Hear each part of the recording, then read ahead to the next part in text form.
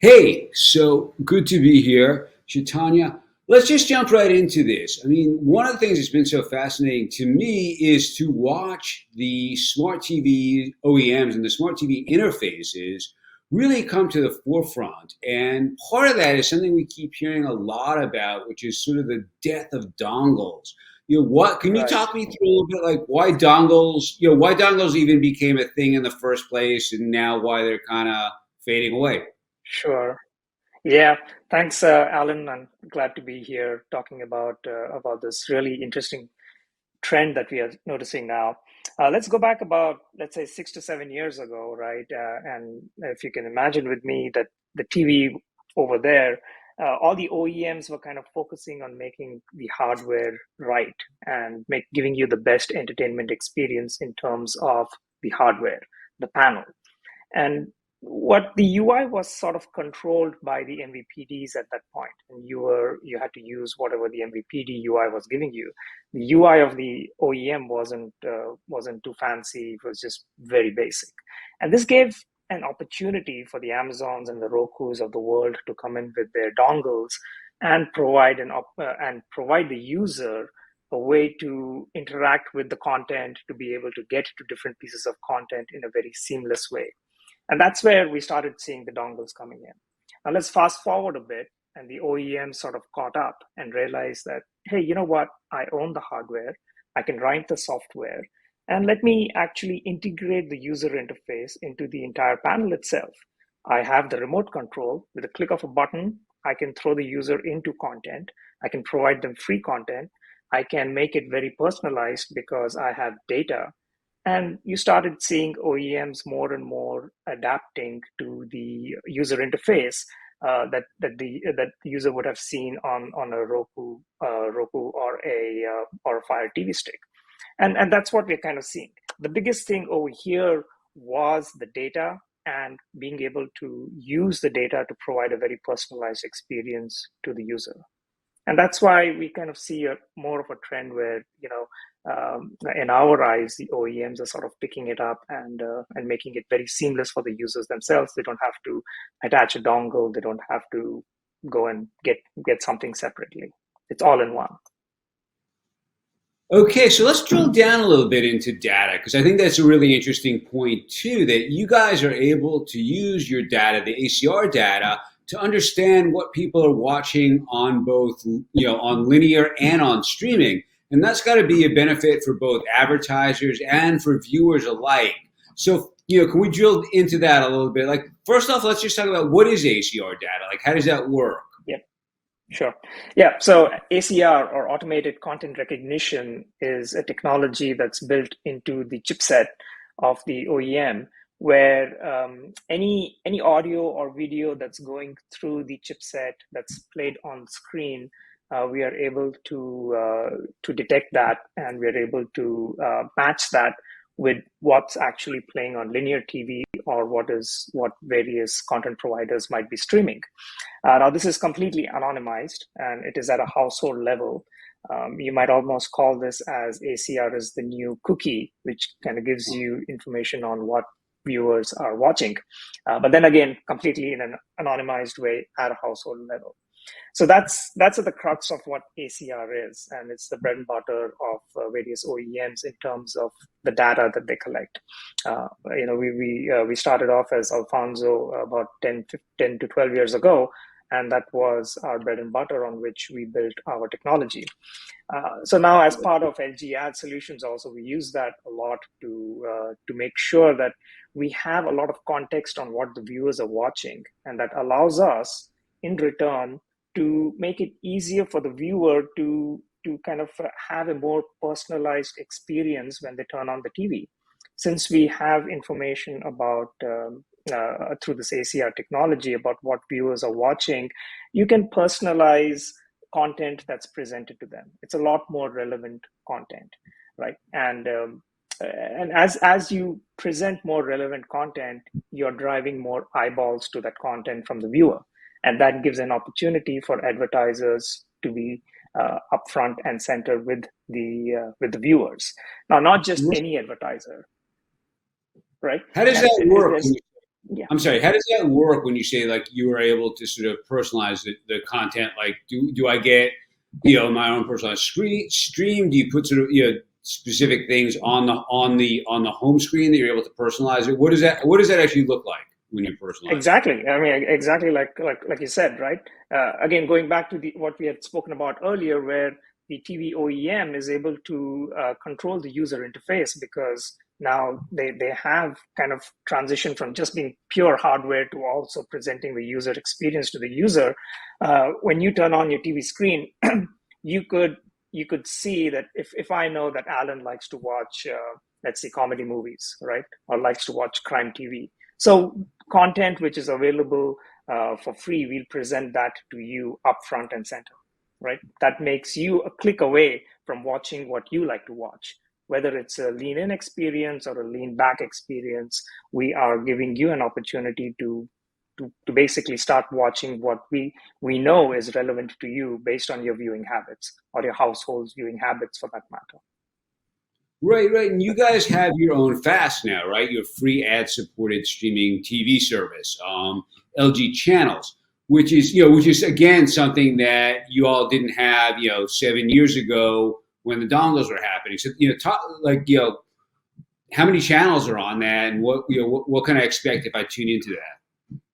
Yeah. So when you turn on your LG TV, which I hope you have an LG TV and you are tuning into your LG TV, right at the as soon as you turn it on, you're going to see an LG channels icon, and you're going to see home promos that drive you to LG channels. And basically, it is, think of it like a virtual MVPD, where you would turn on Comcast and you get a guide, and you can go and browse through thousands of channels, and then you'd have to sit through and see what channels are of interest to you. There are about 350 channels now with LG channels, and like I was mentioning, the experience is you turn on the TV and you're thrown into an interface where you can start having a lean back experience in terms of content that is more relevant to you. And then again, what is presented to you is very customized. It is content that we have information on. Okay, Alan's household or certain such person's household tends to watch this genre more than the other, and we can present that as driving eyeballs to that content, to that lean back experience more and more. Gotcha, gotcha. Now, how does that work for the advertiser? Are you able to, to sort of help them sort of, target their ads better, or maybe even, create custom segments and things like that? Like, what does all that data do for the advertiser? Right. So now, as you start driving more eyeballs to the content, there's more opportunity for the advertisers to be to know their audiences. The same kind of data that we are using to present very customized content to the user, the same kind of data we are using to create segments of those who might be interested more in auto or more towards QSR. And we can go and work with advertisers and agencies to better target viewers of those segments that we know are watching this particular genre, and we know that they would be more targeted for, as well as have a more optimized ad load that we can provide, because we know that they tend to like this content, and we know that they will watch the ad up to video completion rate is a big thing over here.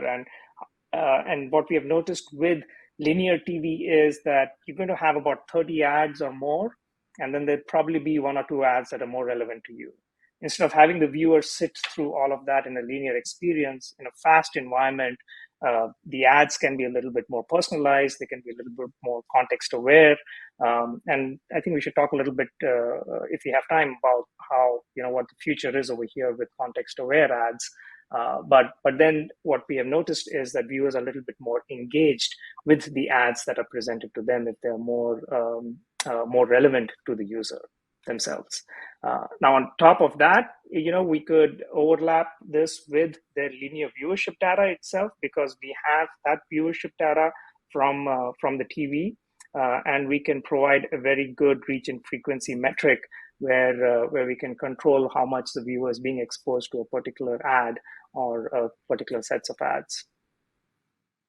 Right, well, I definitely do want to talk about the context aware because I know, like, yeah, as we do research, that's one of the biggest issues that a lot of advertisers have with CTV is that the costs, when things are bought on the open programmatic, that they feel they're not really sure where the ad is going, and they, compared to linear, where they knew exactly where it was going. So, how do you help with that? Like, what is the context piece of your puzzle, if you will?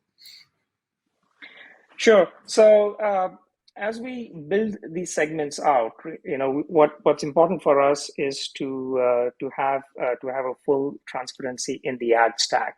Now, our systems, we have the pipes in terms of connecting to the various DSPs. We have the various segments that we overlay with third-party data or even with first-party data, and what one of the things is as the viewer is watching, let's say a news channel, right, or there's an ad break, or they're watching some crime channel and there's an ad break, what kind of an ad experience are we going to give them?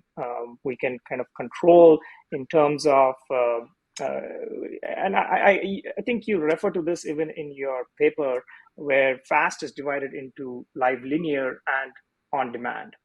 And in on Mm. demand, which is another piece of the fast ecosystem, you can actually have a smaller ad break initially and then kind of grow the ad break, and that keeps the user a little bit more engaged. And you can kind of build on that in terms of keeping viewership, not having them tune out, which is a problem with linear TV. As soon as you get an ad break, you kind of tune out. But Yeah. if you can control the load, you can control, optimize what the viewer is watching, then and you can guarantee based on ad tracking, right? Whether how much of the ad the viewer has watched, or whether the impression was delivered. That gives a little bit more transparency to the entire ad ecosystem and the delivery ecosystem. Gotcha. Now let's talk about data too. What happens when an advertiser comes in and they have their own first party data? Are they able to sort of you able to sort of combine that together with the data that you have? Yeah, so we use safe havens where we can take their first party data. For example, if they have CPG first party data, right? And we have viewership first party data. We know how much a viewer has actually watched, or let's take an example of someone we know that on linear TV was exposed to an ad for some sort of a spice, and we have CPG data coming in that we can combine with in a safe haven, obviously, where we know that they have purchase information for a particular spice. Then we kind of can build on top of that as a segment and present that in a much more optimized way in a fast environment. Gotcha.